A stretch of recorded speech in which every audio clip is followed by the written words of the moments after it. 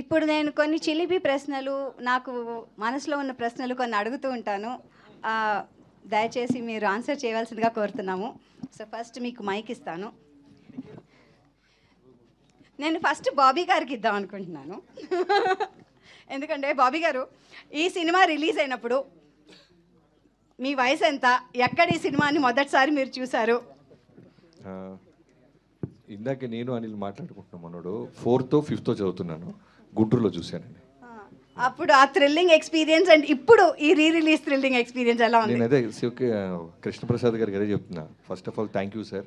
మళ్ళీ ఈ సినిమాని మా పాప లాంటి వాళ్ళకి, ఇప్పుడున్న జనరేషన్కి మీరు అందిస్తున్నారు. చాలా wonderful feel. So memories, what are your memories అండి దాంతో ఉన్నవి ఆ సినిమా?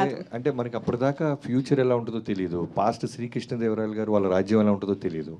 సో అవన్నీ కళ్ళకు కట్టినంత అంత బాగా చూపించడం ఆ రోజుల్లో సూపర్.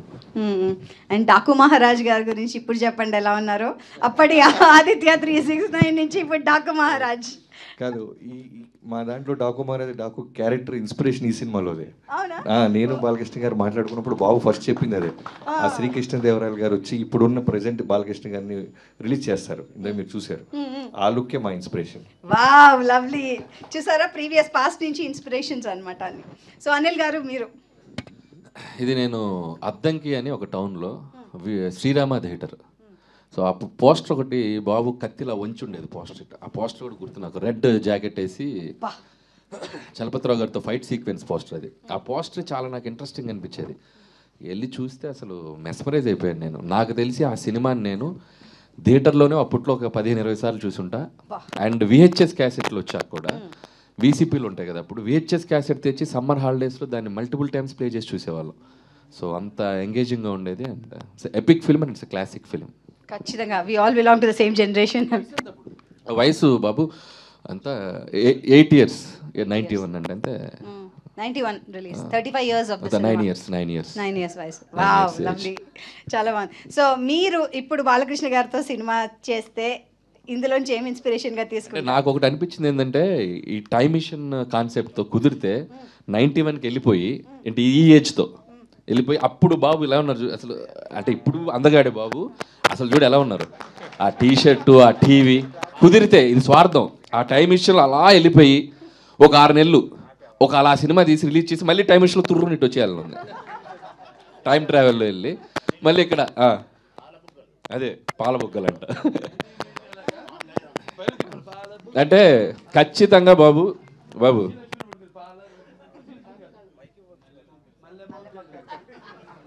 ఖచ్చితంగా బాబుకి లేడీస్ ఫాలోయింగ్ ఎక్కువ. నాకు తెలిసి ఆ టైంలో ఎలా ఉండేదో మరి బాబు చెప్తే తెలియాలి మనకి. తెలిసిపోతాను మాకు. చాలా అందగారు కదా మరి. సో నేను వెనక నుంచి మోహన్ గారు మీరు చెప్పండి, మీకు ఈ సినిమాలో క్యారెక్టర్ వచ్చినప్పుడు అండ్ మీరు చేసినప్పుడు మీ అనుభవాలు. ఏం చేసామో మాకు తెలియదు, నిజమే చెప్తున్నాను. ఎందుకంటే చెప్పేది చేసేది అంతవరకే తప్ప, ఇక బాలన్నతో ఉంటే మాకు షూటింగ్ చేసినట్టు ఉండదు, ఆడుకోవటానికి వచ్చినట్టే ఉండేది. అంటే చాలా అన్నయ్య అదొకటే మీరు రివీల్ చేశారు, మిగతా రివీల్ చేయలేదు. ఆ సినిమాలో బాలన్న నేను ఒకటే గెస్ట్ హౌస్లో ఉండేది. ఇక ఆ గోల గురించి చెప్తే ఇప్పుడు ఇదంతా మర్చిపోతారు మీరు, కనుక ఇప్పుడు చెప్పను. చెప్పాల్సి వచ్చినప్పుడు చెప్తాను.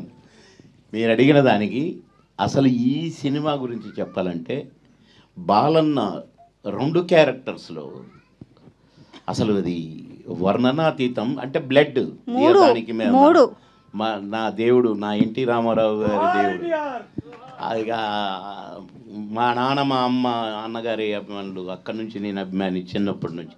ఆ బ్లడ్ ఈ బ్లడ్ అమ్మో. ఆ ఫైట్స్ చేసేటప్పుడు కన్నా మీరు చూస్తే, ఆ గుర్రాలు నడిపేటప్పుడు మీరు చూస్తే అసలు చాలా విచిత్రాలు అనుకోండి అవన్నీ. కానీ ఈ సినిమాలో బాలన్న ఫైట్ కానీ, ఆ కృష్ణదేవరాయలు గారి ఆ సీన్ అండి, ఆ సీన్లో 2 క్యారెక్టర్లు అసలు కనులు మిరిమిట్లు గొల్లపటం అంటారు చూసారా, అది జరిగింది. కానీ ఈ సినిమా తీయటానికి ముఖ్యంగా అసలు ఇక్కడున్నాడు కృష్ణప్రసాద్ గారు. ఆ కృష్ణాని ఎందుకు పెట్టారో కానీ, ఈ శ్రీకృష్ణలాగా అసలు ధైర్యానికి మెచ్చుకోవాలి ఫస్ట్. ఆదిత్య 369 ఏముంది అనే అనిపిస్తుంది. కానీ పుస్తకం తెరిస్తే సంగీతం శ్రీనివాసరావు గారు వారు సృష్టించిన ఆ సృష్టి ఇక్కడ కనపడుతుంది. ఆయన ఎప్పుడు ఆయన ఏదన్నా అనుకుంటే దాన్ని నెమరు వేసుకుంటూ అసలు ఈ సినిమా గురించి ఒకటి కాదు రెండు కాదండి. ఎందుకంటే నేను నటించిన కాబట్టి అందులో చూసిన కాబట్టి, ఎలా తీశారో చూసిన కాబట్టి, బాలన్న నటన చూసిన కాబట్టి అసలు వండర్ఫుల్. అసలు మళ్ళీ కాదు, మళ్ళీ ఇప్పుడు బాబీ చెప్పాడు కదా నా చిన్నప్పుడని.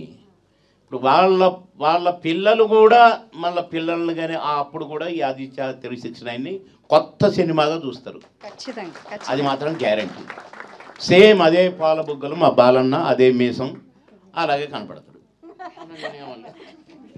సో కృష్ణప్రసాద్ గారు, మీరు తప్పకుండా చెప్పాల్సిన విషయం ఏంటంటే, ఇలాంటి సినిమా తీస్తున్నాం అన్నప్పుడు మీరు చేసిన ధైర్యం, ఫస్ట్ ప్రొడ్యూసర్గా, సెకండ్ థింగ్ కథ నమ్మడం, అండ్ అమ్మో ఎంత ఖర్చు అవుతుందో, ఎలా ఉంటుందో, ఎలా ఆడుతుందో, మీకు ఆ ధైర్యం ఎలా వచ్చింది? అది చెప్పాలంటే నిజాయితీగా చెప్తానండి. 100% నేను అప్పటికి ఒక్క సినిమానే చేస్తున్నానండి, చిన్నోడు పెద్దోడని, మంచి సక్సెస్ఫుల్ సినిమా. ఆ తర్వాత బాలు గారు, ఎస్పి బాలసుబ్రహ్మణ్యం గారు నాకు అంకులు, ఆయన నన్ను కృష్ణ ఓ మంచి సినిమా చేద్దు కానీ కొంచెం వెయిట్ చేయి అని అన్నారు. అది అన్న 2 నెలలు కూడా అవ్వలేదండి. ఆ 2 months అయిన తర్వాత బాలుగారు ఒక రోజున నాకు వాళ్ళ సెక్రటరీ విఠల్ గారు ఫోన్ చేసి, నేను మణి అంటారు బాలుగారిని, ఒకసారి అర్జెంటుగా రేపు మార్నింగ్ విజయ గార్డెన్స్కి రా అన్నారు. సరే వస్తాను అంకుల్ అని అన్నారు. అప్పుడన్నీ సెల్ ఫోన్స్ లేవు, ల్యాండ్లైన్ లేవు. చంద్రమోహన్ గారి మేనలు నేను అక్కడ ఉన్నాను. సరే వెళ్ళాను. వెళ్ళంగానే థియేటర్కి వెళ్ళిన తర్వాత సాంగ్ అయిన తర్వాత ఆయన బయటకు వచ్చి, కృష్ణ ఒకసారి అర్జెంటుగా శ్రీనివాసరావు గారిని కలిసిరా.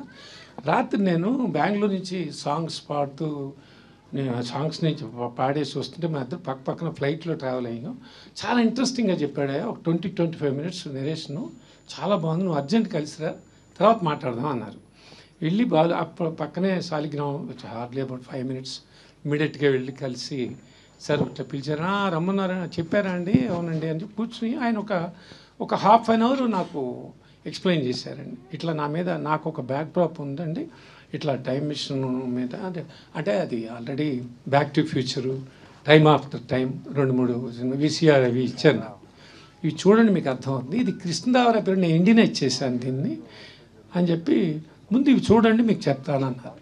ఇమ్మీడియట్గా నేను వెళ్ళి మధ్యాహ్నం 1 మాత్రమే చూశానండి. రాత్రి ఇమ్మీడియట్గా నాకు మళ్ళీ బాలుగారి దగ్గరికి వెళ్ళి ఇంటికి వెళ్ళి కలిసా. అంకుల్ బాగుంది, ఏదో టైం అంటున్నారు, టైంలో ట్రావెల్ అంటున్నారు, అది అసలు నాకు ఏదో థ్రిల్లింగ్ అనిపిస్తుంది, నాకు అర్థం కావట్లేదు ఏంటది అని చెప్పంటే, కాదయ్యా నేను మాట చేస్తాను, ఫస్ట్ ఈ సినిమా నమ్ము, ఇది నమ్మితే నువ్వు కొన్ని దశాబ్దాలని గుర్తుండిపోతుంది నా మాట. తర్వాత నువ్వు ఎన్ని సినిమాలు చేస్తావో, ఏం చేస్తావో, ఎటువంటి చేస్తావో నాకు తెలియదు, ఈ సినిమా మాత్రం నన్ను నమ్ము అన్నారండి బాలంకులు.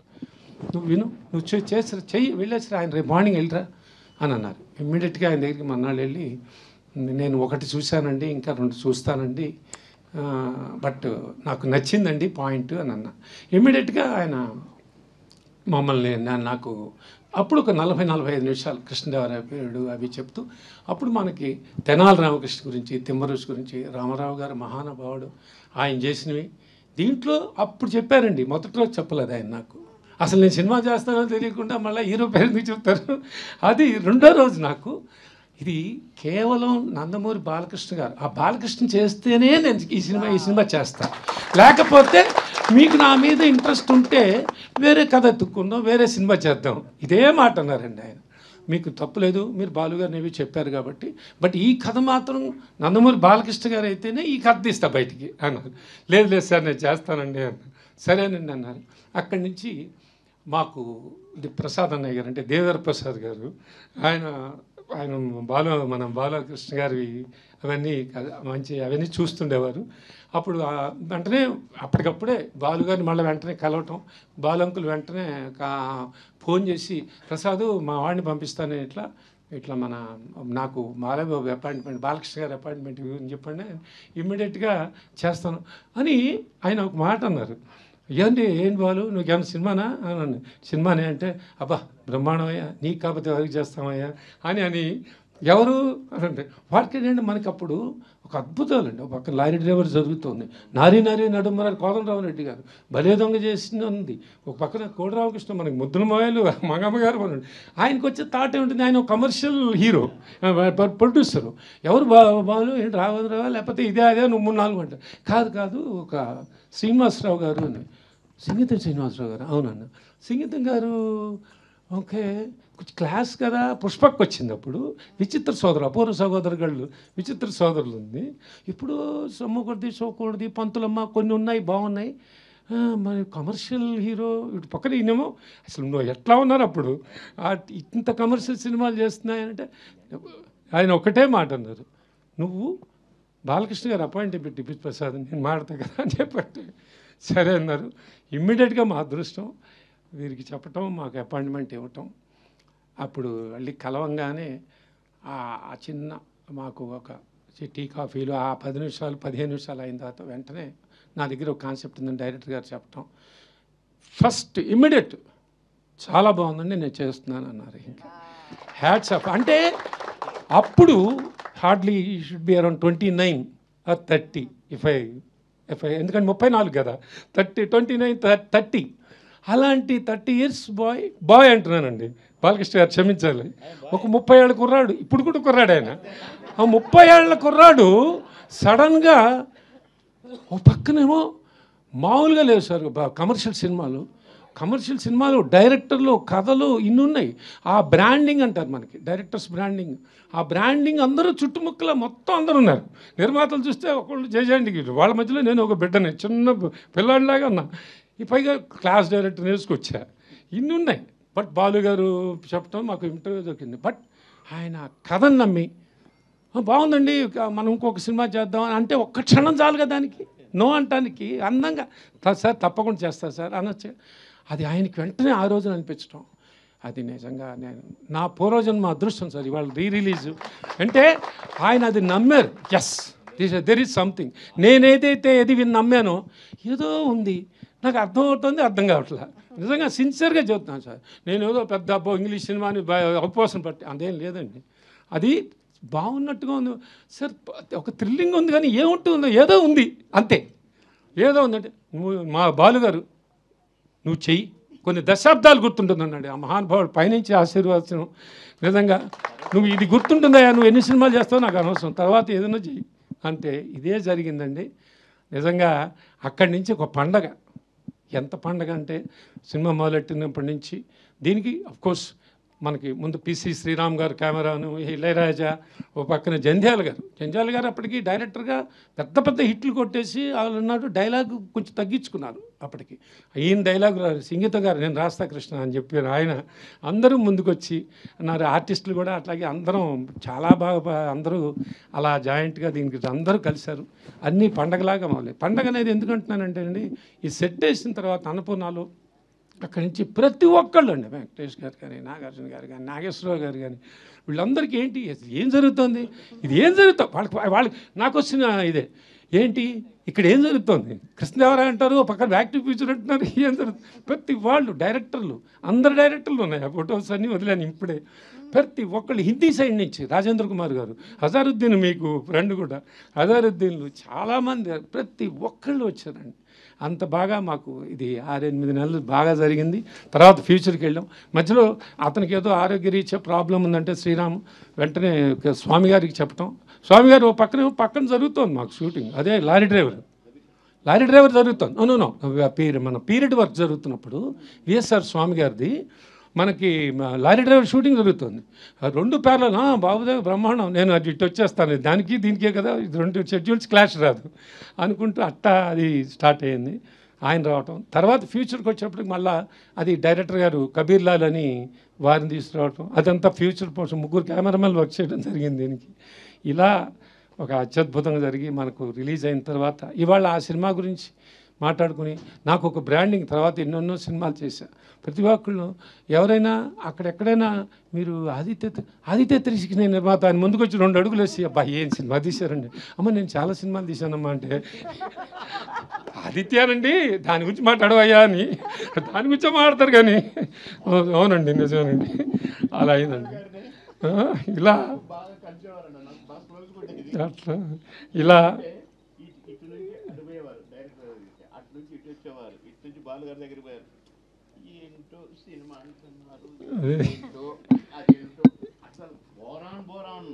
ఇలా నాకు అదృష్టం అండి ఇది.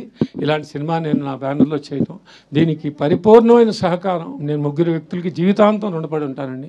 బాలుగారి ఇన్స్పిరేషన్తో ఆ మహానుభావుడి ద్వారా ఇది స్టార్ట్ అయిన తర్వాత దీన్ని డైరెక్టర్ గారు నిజంగా ఆయన నమ్మకాన్ని స్క్రీన్ మీద తీసుకొచ్చి వాళ్ళు దీని గురించి మాట్లాడేటట్టుగా చేసి నాకు ఒక ఎపిక్ని ఇచ్చారు. అలాగే నా బాలకృష్ణ గారు ఎంత చెప్పినా తక్కువ ఆయన గురించి. 2 వేరియేషన్స్ ఆయన పడ్డ శ్రమ నిజంగా గొడ్డులాగా పనిచేశాను. పర్టికులర్గా ఫ్యూచర్ ఎందుకని ఏదైతే తక్కువ పోర్షన్ చేసామో అది నెంబర్ ఆఫ్ వర్కింగ్ డేస్ ఎక్కువైనా అప్పట్లో ఈ గ్రాఫిక్స్ లేవు, టెక్నాలజీ లేదు, ఏమీ లేదు, ఏదో చేయాలని తప్పనమ్మా ఆయన పెద్ద ఆయనకి. అది ఆ తపనకి ఎందుకు ఆయన అంత పాపం ఇంత చేస్తుంటే మనం ఎందుకు చేయకూడదు అని తెల్లారి 7ంటికి వచ్చేస్తే అర్ధరాత్రి 3ంటికి వెళ్ళటం, మళ్ళీ 7ంటికి రావటం, మళ్ళీ 7 అట్లా 25-30 డేస్ చేసాం. ఇలా రకరకాలుగా చేస్తే నిలబడి ఆయన నన్ను నమ్మినందుకు అది నిజంగానే అందరం ఆ రోజున తర్వాత ఆ ప్రివ్యూస్ పడ్డప్పుడు చాలా ఎగ్జైట్ అయిపోయారు. సినిమాకి వెళ్ళేటప్పుడు అది ఒక క్లాసిక్. ఏ క్లాసులన్నీ మీ అందరికీ తెలిసిన విషయమే. ఏ క్లాసుల్లో ఫ్యామిలీస్ అందరూ అప్పుడు పిల్లలతో సార్ మీరు ఇందాక అనిల్ రావుపూడి గారు బాబీ గారు చెప్తున్నట్టు అదొక అందరూ చాలా థ్రిల్ ఫీల్ అయ్యారండి.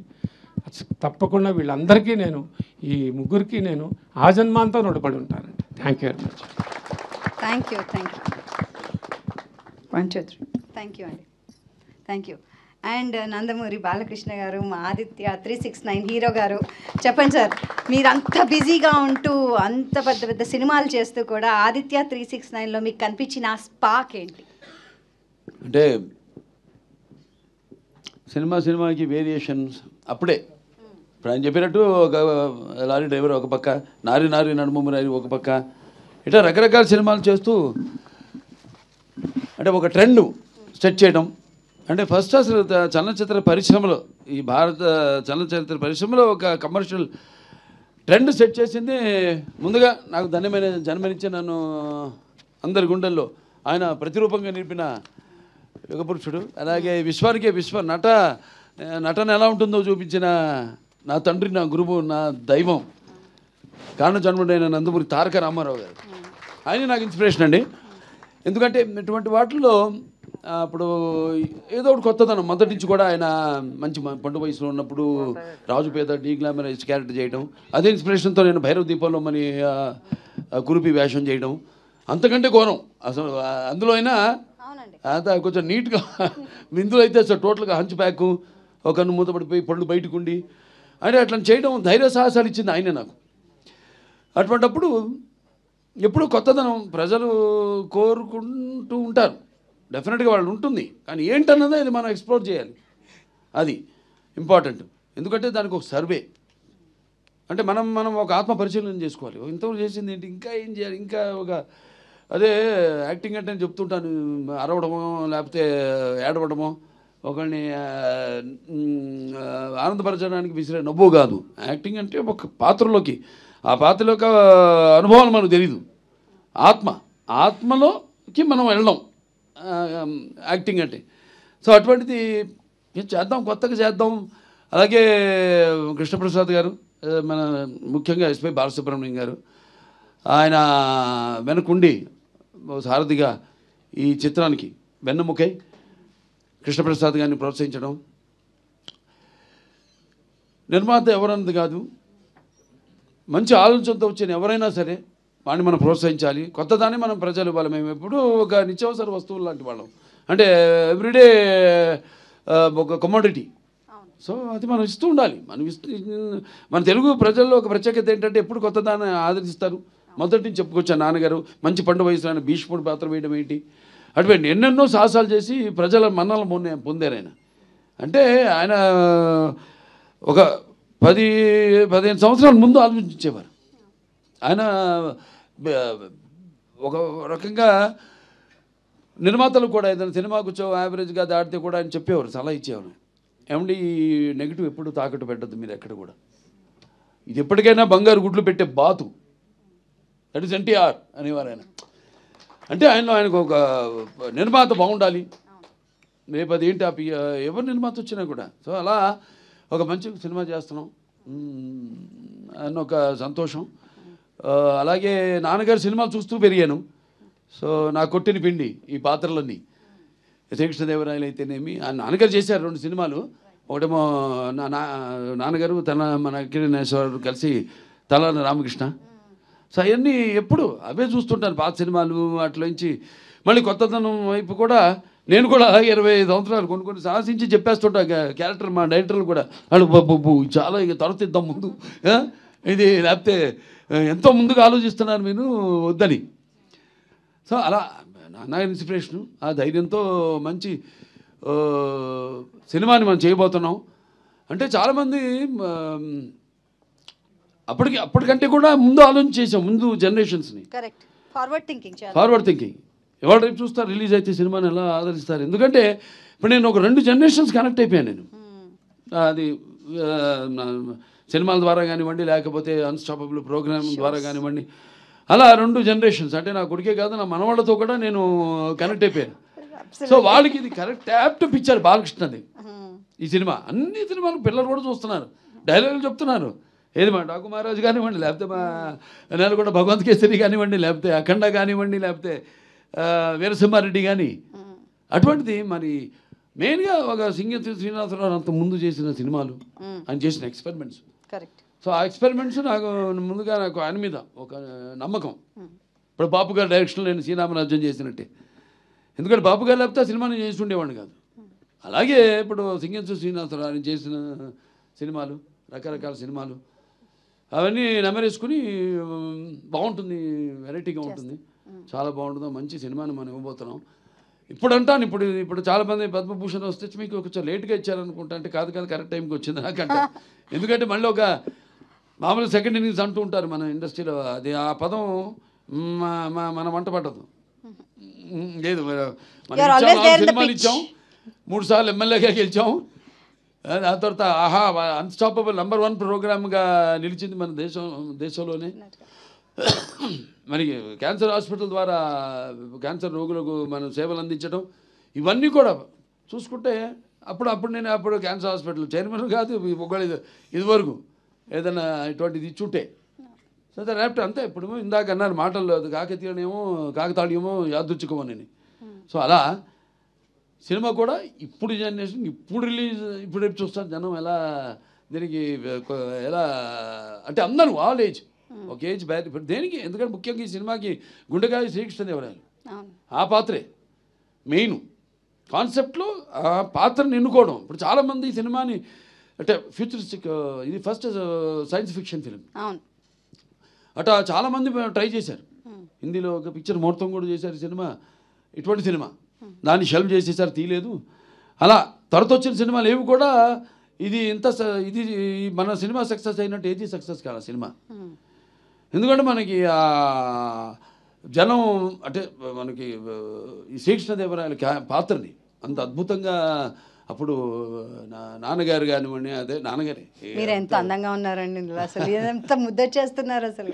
దాంట్లో అదే తెల్ల రామకృష్ణ కానివ్వండి. Very nice. సో భాష మెయిన్గా పిల్లలకి ఇప్పుడు దీంట్లో ఉంది మేఘతోక మేఘతోక మేఘతోక మేఘతోక మేఘతోక, ఇట్లాంటి భాష మీద కూడా ఇప్పుడు ఎలా అంటే మన భాష మీద ఇంట్రెస్ట్ పుట్టిస్తాం, కలిగిస్తాం. అంటే అట్లా అని కాదు నేను చెప్పేది. ఇప్పుడు నేను చెప్పిన సినిమాలు అన్ని డైలాగులు కూడా చిన్న చిన్న పిల్లలు కూడా చెప్తున్నారు. అట్ట కాకుండా బాగా ఇంకా దానికి యాప్ట్గా అంటే నేను అనేది విజువల్స్గా ఒక కాన్సెప్ట్గా కూడా ఇప్పుడు యూత్కి, అంటే ఆ తర్వాత నెక్స్ట్ జనరేషన్ ఇది మామూలుగా టీవీలో చూసిన వాళ్ళని కాకుండా, లేకపోతే ఈ ఓటీటీలో చూసిన వాళ్ళని కాకుండా, ఓటీటీ లేదు టీవీలో, అలాగే ఇప్పుడు రేపు పెద్ద సినిమా చూస్తారు. ఏప్రిల్ 4th ఎలా ఉంటుందో బ్రహ్మాండంగా ఉంటుంది. అండ్ ఇళయరాజా గారి సంగీతం ఇందులో, అండ్ దీంట్లో చేసిన నటీనటులు ఎంతో మంది ఉన్నారు. ఇన్ఫాక్ట్ ముంబై నుంచి అప్పట్లో అదేంటి అమరేష్ పూరి గారు, టీను ఆనంద్ గారిని తీసుకొచ్చారు. అలాగే ఏదో బాబుమోహన్ గారు ఉన్నారు, దాంట్లో ఇంకా చలపతిరావు గారు ఉన్నారు, భరణి గారు ఉన్నారు, అన్నపూర్ణమ్మ గారు ఉన్నారు, అన్నపూర్ణమ్మ గారు, మోహిని హీరోయిన్. అప్పుడు పుస్తకం తెచ్చుకుని చదువుకుంటుండేది. ఏంటమ్మా పుస్తకం తెచ్చి చదువుకుంటున్నా అంటే ఎగ్జామ్ ఏది ఇప్పుడు 11th మెట్రిక్ అనుకుంటా, +1. అలా తరుణ్ ఉన్నారు, రాశి, చిన్న చిన్న పిల్లలు వాళ్ళు. చాలా మంది నటీనటులు అండ్ సంగీతం ఇళయరాజా గారి సంగీతం మాస్టర్ ఇళయరాజా గారు. అలాగే ఈ సెంచరీలు కొట్టి పిక్చర్ ట్రైలర్లు కూడా పెట్టడం ముందే అదే సార్, పాటకి మీరే నిర్వచనం. మనకి మంచి క్లాస్ సాంగ్, చాలా మంచి పాట, అన్ని అద్భుతమైన పాటలు, పద్యాలు, జానములే మన వీణములే జిక్కి గారి చేత పాటించటం అప్పుడు. అలాగే అయ్యాన్ని పాత సినిమాలు ఆయన గుర్తుకొస్తూ ఉంటాయి. అంటే నాన్నగారు రాజేశ్వరరావు చేసి అనానమకృష్ణ అయితేనేమి, మహామంత్రి తిమ్మరసు, అవన్నీ చూస్తూ పెరిగాం. కాబట్టి నేను చెప్పిన ఒక పాత్రలోకి వెళ్ళినప్పుడు అంతే ఆ పాత్ర ఆవహిస్తుంది అంతే. అది పర్సనాలిటీలోంచి కూడా చూస్తుంటాడు తేడా. రెండింటికి కృష్ణదేవరాయలకి మామూలు కృష్ణకుమార్ పాత్రకి ఉన్న పర్సనాలిటీలో కూడా తేడా వచ్చేస్తుంది. అది ఆటోమేటిక్గా, అది నాకు తెలియదు. అది ఆ పాత్రల్లోకి వెళ్ళాకే ఆ పాత్ర మనం చేస్తుంది నన్ను అంతే. ఒక నేలకొండ బలభంగ కేసులు అయితేనేమి, లేకపోతే ఓ డాకు మహారాజ్ అయితేనేమి. సో ఎలా ఫీల్ అవుతున్నారు సార్ ఇప్పుడు? అంటే 30 ఏళ్ల తర్వాత April 4th ఇది రిలీజ్ అవుతోంది. కాదేనంటాను, ఇది ప్రీ రిలీజ్ ఫంక్షన్ అంట. ప్రీ రిలీజ్ కాదు, it's not re release, it's pre release. చిరస్థాయిగా మన చలనచిత్ర పరిశ్రమలో కొన్ని సినిమాల పేర్లు చెప్పుకుంటాం మొదటి నుంచి. మాయాబజారను, లేకపోతే మన నాన్నగారి సీతారామ కళ్యాణం, లేకపోతే శ్రీకృష్ణ పాండవ్యం, అలా కొన్ని సినిమాలు ఉన్నాయి. ఆ సినిమా కోవలో నిలిచిపోయే సినిమా ఆదిత్య 369. దీని సీక్వెల్ కూడా రెడీ అయిపోయింది, మొదలు పెట్టేస్తాం. ఇంకా మొదలు పెడితే అంతే. నాకేంటంటే ఒకసారి మొదలు పెట్టేస్తే కృష్ణప్రసాద్ గారు కూడా ఆయన్ని ముఖ్యంగా మెచ్చుకోవాలి. ఎన్నో వ్యయప్రయాసాలు కూర్చి అసలు కాన్సెప్ట్ రావడం. ఒక సినిమా అంతకుముందు నిర్మాత అంతే ఆయన. శ్రీదేవి మూవీస్, అనిత శ్రీమతి అనిత గారు ప్రెజెన్స్, ఎస్పి బాలసుబ్రహ్మణ్యం గారు ప్రెజెన్స్, ఆవిడ నిర్మాత. స్టేట్ బ్యాంక్ ఆఫ్, అది ఎంత ధైర్య సాధనలు అసలు. అంత అద్భుతమైన సింగీత శ్రీనివాసరావు ఇప్పటికీ చూశారుగా 94 ఏళ్ళు ఎలా మాట్లాడుతాను ఆయన. నన్ను అడుగుతుంటారు అప్పుడప్పుడు, ఏంటి బాబు ఎప్పుడు మొదలు పెడుతున్నావు పార్ట్ 2, రెడీ డైరెక్ట్ చేసేయాలి అని. అండ్ ఈజ్ అప్డేటెడ్ వాటికి వాటికి టెక్నిక్ అన్నిటికి కూడా ఈజ్ అప్డేటెడ్. వాటికి హ్యాట్స్ ఆఫ్. మొదలు పెట్టాలి తొందరగా, ఉంది కథ రెడీ. నేను ఆయన కూర్చొని అన్ని ఫైనలైజ్ చేసుకున్నాను. కానీ ఒక రాత్రిలో రెడీ చేసాం సబ్జెక్ట్ పార్ట్ 2. ఒక రాత్రికల్లా సబ్జెక్ట్ ఫైనలైజ్ అయిపోయింది, అంతా రెడీగా ఉంది. అది ఇంకా ఇప్పుడు ఉన్న టెక్నిక్ ఇప్పుడు చాలా నిజంగా వీళ్ళు మెచ్చుకోవాలి. ప్రసాద్ ఫిల్మ్ క్రాఫ్ట్స్ వాళ్ళని, కార్పొరేషన్ హ్యాట్స్ ఆఫ్. చాలా మంది అతని నిద్రాహారాలు మాని ఒక మంచి సినిమా చేస్తున్నారు టీం అన్నా. అసలు వాళ్ళు ఒక 300 పైన, సుమారుగా 300-350 మంది, అందరూ వాళ్ళు ఇది ఒక మంచి సినిమా చేస్తున్నాం మనం. చిరస్థాయిగా దీన్ని ఎలాగైనా నిలబెట్టాలి ఈ సినిమాని. చలనచిత్ర కేవలం మన తెలుగు చలనచిత్ర పరిశ్రమలోనే కాదు, భారత చలనచిత్ర పరిశ్రమ దీన్ని నిలబెట్టాలని అర్నిషాలు కష్టపడి ఒకే ప్రింట్ దొరికింది. అప్పుడు ఇదంతా లేదు, డిజిటలైజ్ చేయడం. తర్వాత 2006లోనో 2008లోనో వచ్చింది అప్పుడు అది. అప్పుడు మేము గ్రాఫిక్స్ ఎలా వాడలేదు, యూమాటిక్ టెక్నిక్ వాడాం. చాలా కొత్త ఇప్పుడు వాళ్ళకి నేర్చుకోవాలి, ఖర్చు చాలా తగ్గించుకోవాలి సినిమా అన్నది. నిజంగా మనం వాడిన టెక్నిక్ ముందు గ్లాసు పెట్టి కబీర్లాలు, దానికేమో మ్యాట్ పెయింటింగ్ కాకుండా మళ్ళీ బుక్స్లోంచి ఫోటోగ్రాఫ్స్ కానీ కట్ చేసి అవన్నీ అంటించి మళ్ళీ దానికి మినియేచర్సు, ఇవన్నీ రోజుకు 2 షాట్లు తీసేవాళ్ళం. టాక్ డిస్మాంటిల్ చేసేసి అప్పుడు క్లోజప్స్, మిడ్ షాట్స్ తీసుకునేవాళ్ళం. చాలా అంటే చాలా 3 కెమెరామెన్లు దీనికి, శ్రీరామ్ గారు, అలాగే మన విఎస్ఆర్ స్వామి గారు. అందుకే ఆ తేడా కనపడుతుంది మనకి.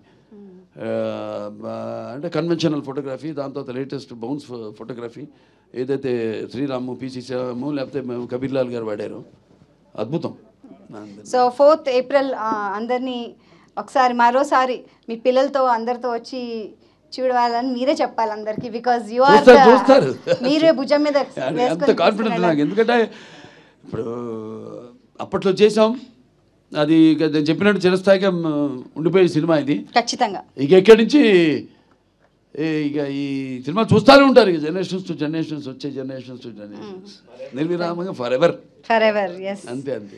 చాలా చాలా ఎంతో కష్టపడ్డారు. అందరికీ నా అభినందనలు తెలియజేసుకుంటా, కృతజ్ఞతలు తెలియజేసుకుంటాను. To restore the film, restore చేయడం అనేది మేము చాలా కష్టమైన దీంతో క్రాఫ్ట్తో కూడుకున్న. అవును, గత 3 నెలల నుంచి దానికే వర్క్ చేస్తున్నారు. 8 months నుంచి. I'm sorry sir. సో 8 నెలల నుంచి చేశారంటే ఇట్స్ రియలీ గ్రేట్. మళ్ళీ ఇది తెలియదండి రీబార్న్ అన్నట్టు చెప్పాలంటే. ఈ సినిమా గురించి ఇప్పుడు తెలుస్తుంది. అప్పుడు కొంతమంది చూశారు కానీ ఎవడు చేసినా కూడా ఎవడు అది కాల అనుకున్నంత వరకే, అనుకున్నంత వరకే, అంతేగాని ఏది జరగల ప్రాక్టికల్గా. ఇక ఈ సినిమా ఇవాళ మాట్లాడుకుంటారు మొత్తం మన ఇండియన్ ఫిలిం కమ్యూనిటీ మొత్తం కూడా ఈ సినిమా గురించి మాట్లాడుకుంటుంది రిలీజ్ అయ్యాక సినిమా గురించి. ఖచ్చితంగా ఖచ్చితంగా, no doubt about it. Telugu వాళ్ళ గొప్పతనం, మన వాళ్ళ తెలుగు వాళ్ళ ముందు చూపు. ఖచ్చితంగా forward thinking. Thank you so much అండి. ఇట్స్ ఎ ప్లెజర్ మిమ్మల్ని ఇలా కలుసుకోవడం. అందరు కూడా నా విశ్వావసు సంవత్సరం శుభాకాంక్షలు తెలియజేసుకుంటున్నాను అందరికి. Ugadi thank you so much. అంటే ఉగాది అంటే ఉరకలు వేసే ఉత్సాహం, ఉగాది అంటే ఉప్పెనలో పొంగే ఒక కవిత్వం. అలాగే అందరికి కూడా భగవంతుడు అష్టైశ్వర్యాలు, సుఖ సంతోషాలు, భోగభాగ్యాలు, కీర్తి ప్రతిష్టలు, శ్రీ సంపదలు, ఆయుర ఆరోగ్యాలు, సంపూర్ణ ఆయుష్, నవగ్రహాల అనుకూల్యం ప్రసాదించాలని మనం ప్రార్థిస్తున్నాను. థ్యాంక్ యూ సో మచ్ అండి. అండ్ అనిల్ గారు మాట్లాడుతూ అన్నారు. అండ్ ఫస్ట్ ఆఫ్ ఆల్ నాకు ఈ వేదిక ద్వారా ఫస్ట్ కృష్ణప్రసాద్ గారిని అండ్ టీమ్ని నిజంగా సార్ ఆదిత్య 369 లాంటి ఒక క్లాసిక్ని అది ఆ ప్రింట్ నుంచి డిజిటలైజ్ చేసి అది మరుగున పడిపోకుండా అంత గొప్ప చిత్రాన్ని 4K చేసి మీరు ఈరోజు ఇక్కడికి తీసుకురావడం సార్ నిజంగా అద్భుతం సార్. ఎందుకంటే ఎన్నో తెలుగు గొప్ప చిత్రాలు, బ్లాక్ అండ్ వైట్ చిత్రాలు కూడా చాలా వరకు మనం ఇప్పటికీ టీవీలో చూస్తున్నాం. అంటే అలాంటి సినిమాలు సేవ్ చేయడం అనేది కూడా మనకు అవసరం. అండ్ ఇంకోటి బాలయ్య బాబు గారు చెప్పినట్టు ఇది నిజంగా ఇది రిలీజ్ కాదు, ప్రీ రిలీజ్. నాకెందుకో ఆయన అఖండ, వీరసింహారెడ్డి, భగవంత్ కేసరి, డాకు మహారాజ్, అఖండ 2 మధ్యలో ఇది ఒక బ్లాక్ బస్టర్ అయిపోద్దాం అనిపిస్తుంది. అవుతుంది కూడా. సో ఖచ్చితంగా అలాగే తెలుగు ప్రేక్షకులందరికీ నా విజ్ఞప్తి. సో మేము చిన్నప్పుడు ఈ సినిమాని సెలబ్రేట్ చేసుకున్నాం, ఇది మళ్ళీ థియేటర్లో వస్తుంది. సో పిల్లలకి ముఖ్యంగా ఈ సినిమాలో చాలా అద్భుతాలు ఉన్నాయి. తెలుగు భాష గురించి, తెలుగు పద్యాల గురించి, తెలుగు రాజుల గురించి, తెలుగు కవుల గురించి ఎన్నో గొప్ప విషయాలు ఉన్నాయి. అలాగే సైన్స్ గురించి, అలాగే ఫ్యూచరిస్టిక్గా, అలాగే రియలిస్టిక్గా చిన్న చిన్న పిల్లలు చేసే చిన్న చిన్న అల్లరి ఉంది, ఒక కోహినూరు వజ్రం, చాలా వెరైటీ ఎలిమెంట్స్ ఉన్నాయి. సో ఖచ్చితంగా ఈ వీకెండ్ పిల్లలందరినీ తీసుకెళ్ళి ఖచ్చితంగా ఈ సినిమాని చూపించండి. డెఫినెట్గా వాళ్ళకి ఇది ఒక చిన్న లైబ్రరీలో వాళ్ళకు ఒక పాటను చెప్పినట్టు కూడా ఉంటుంది ఈ సినిమా. మంచి పాటలు ఉన్నాయి. అండ్ యూత్ కూడా, ఈ జనరేషన్ యూత్ కూడా డెఫినెట్గా ఈ సినిమా చూడండి. ఇళయరాజా గారు అందించిన క్లాసిక్ ట్యూన్స్ ఉన్నాయి. ఇంకా బాలయ్య బాబు గారు అయితే మీరు మెస్మరైజ్ అయిపోతారు. So don't miss this movie. నిజంగా స్క్రీన్లోకి వెళ్ళి ఈ సినిమాని మిస్ చేసుకుని సెలబ్రేట్ చేసుకోండి అందరికీ. సో రాజు సుందరం, అవును. అండ్ ఇందాక శివలింగ ప్రసాద్ గారు చెప్పినట్టు అండ్ ఇందాక శివలింగ కృష్ణప్రసాద్ గారు చెప్పినట్టు కెమెరామెన్స్ కూడా ఏదో అది యాక్సిడెంటల్గా విఎస్ఆర్ స్వామి గారు వచ్చినా బాలయ్యబాబు గారు చెప్పినట్టు ఏ ఎపిసోడ్కి తగ్గట్టు ఆ ఎపిసోడ్కి ఒక సినిమాటోగ్రఫర్ పనిచేసినట్టుంది సినిమా చూస్తే. సో పాస్ట్కి వెళ్ళేసరికి విఎస్ఆర్ స్వామి గారు, సో అప్పటి రాజుల సినిమాలు ఎలా ఉంటాయి అనేది. ప్రజెంట్కి వచ్చేసరికి చాలా సహజ సిద్ధంగా పిసి శ్రీరామ్ గారు, ఫ్యూచర్కి వెళ్ళేసరికి ఒక కబీర్ లాల్ లాంటి ఒక ఆయన గొప్ప టెక్నీషియన్. సో నిజంగా కుదిరిని అన్ని. సో అందుకే that it became a classic. So మేము అదృష్టవంతులా ఫీల్ అవుతున్నాం. అంటే మా జనరేషన్లో ఒక మోస్ట్ ఫార్వర్డ్ థింకింగ్తో వచ్చిన ఫిల్ము, అండ్ మా అదృష్టం అది మేము. ఎందుకంటే కమర్షియల్ ఫిల్మ్స్ ఒక హై రేంజ్లో ఉన్న టైంలో రిలీజ్ అయిన ఫిల్మ్ అది. సో అప్పుడు మేము చాలా అదృష్టంగా ఫీల్ అవుతున్నాం, మేము కానీ మా బాబీ కానీ అందరం. సో ఇప్పుడు మళ్ళీ ఈ సినిమాని ఒక రిలీజ్ చేయడం, ప్రీ రిలీజ్ లాగా వచ్చి దీంట్లో పార్టిసిపేట్ చేయడం నిజంగా థ్యాంక్స్ బాలయ్య బాబు గారు మమ్మల్ని దీంట్లో పార్టిసిపేట్ చేసినందుకు. అండ్ వన్స్ అగైన్ టీం అందరికీ బెస్ట్ విషెస్ చెప్తున్నాను. Thank you so much. Thank you so much అండి. And it's really nice. So April 4th ఇది రిలీజ్ అవుతుంది, అందరం వెళ్దాము, థియేటర్స్లో చూద్దాం మన పిల్లలతో, మన ఫ్యామిలీతో. And please through your social media డెఫినెట్గా దీన్ని మనందరం పబ్లిష్ చేద్దాము, సో దట్ ఎక్కువ మంది వెళ్ళి ఎక్కువ ఎంజాయ్ చేస్తారు. సో April 4th మళ్ళీ థియేటర్స్లో కలుద్దాము. And thank you very much అందరికీ ఇక్కడ వచ్చినందుకు, అండ్ నేను కూడా ఇందులో భాగస్వామి అయినందుకు ధన్యవాదాలు తెలియజేస్తూ థ్యాంక్ యూ. జై హింద్.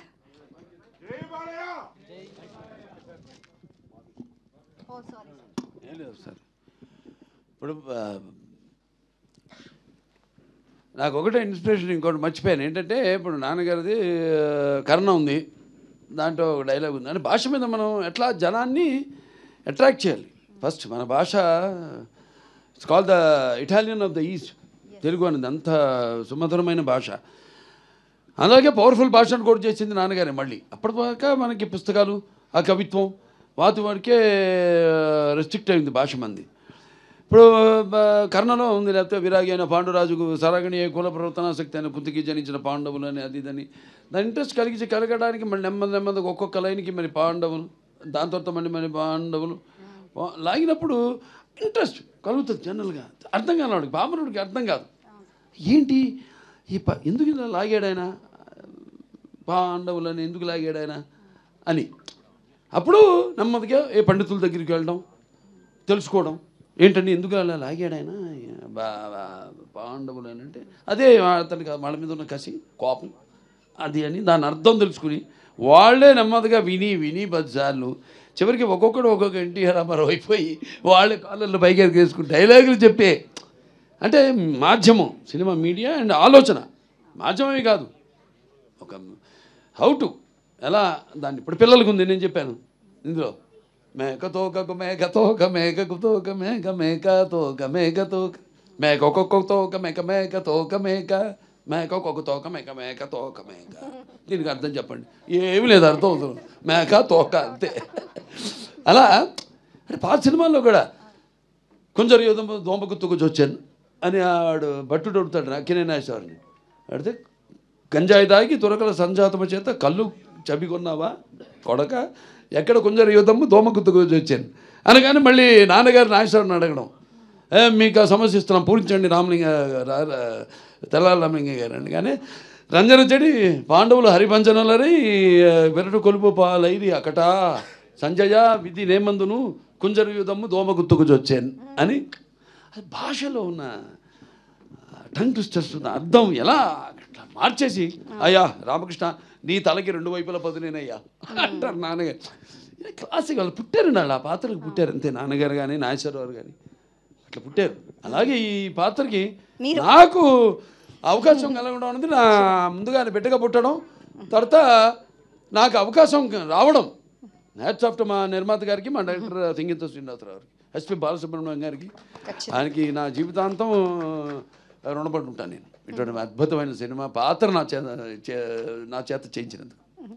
చాలా చాలా సంతోషం. అండ్ శ్రీదేవి మూవీస్ ద్వారా మరెన్నో మంచి సినిమాలు రావాలని, శ్రీదేవి మూవీస్ ద్వారా ఇంకెన్నో మంచి సినిమాలు రావాలని నేను మనస్ఫూర్తిగా కోరుకుంటూ థ్యాంక్ యూ వెరీ మచ్ ఇవాళ వచ్చిన గెస్ట్ అందరికీ. Thank you very much. Jai Hind. April 4th తప్పకుండా చూడండి in Big Cinemas theatre. Thank you.